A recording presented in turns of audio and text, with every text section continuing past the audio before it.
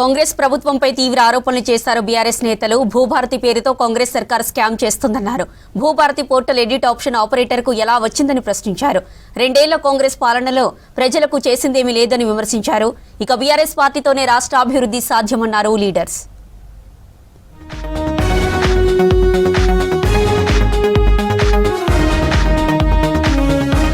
2 సంవత్సరాల పాలనలో అన్ని రంగాల్లో హైదరాబాద్ ను కాంగ్రెస్ సర్కార్ దెబ్బ కొట్టిందన్నారు బీఆర్ఎస్ వర్కింగ్ ప్రెసిడెంట్ కేటీఆర్. పారిశుద్ధ్యం నుంచి ప్రజా రవాణా వరకు అన్ని రంగాల్లో ప్రజలు తీవ్ర ఇబ్బందులు పడుతున్నారని తెలిపారు. పారిశ్రామిక ప్రగతి నుంచి వ్యాపార వాణిజ్యాలు అన్ని నగరంలో క్షీణించాయన్నారు. బీఆర్ఎస్ పాలనలో రాష్ట్ర రాజధానిని అంతర్జాతీయ మెట్రో నగరంగా తీర్చిదిద్దామన్నారు కేటీఆర్. హైదరాబాద్ ప్రజల మౌలిక అంశాలను, ప్రభుత్వ పక్షపాత వైఖరిని అన్ని విధాలుగా ఎండగడతామన్నారు. గ్రేటర్ సిటీ పార్టీ నేతలతో సమీక్ష నిర్వహించారు కేటీఆర్.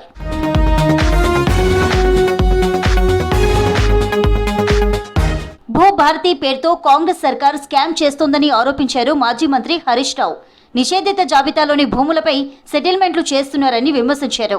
విలువైన భూములను నిషేధిత జాబితాల్లోకి చేర్చి వసూళ్లకు పాల్పడుతున్నారని జనగామ జిల్లా టూర్లో ఆరోపించారు. Bhubharati portal edit option operator కు ఎలా వచ్చిందని ప్రశ్నించారు హరీష్ రావు. కాంగ్రెస్ ప్రభుత్వం కొత్తగా భూభారతి అనేటువంటి చట్టాన్ని తెచ్చాం, ఇదేదో ప్రజలకు బాగా మేలు చేస్తుందని చెప్పి ఊదరగొట్టినారు. అది భూభారతి కాదు, అది భూహారతి అయిపోయింది.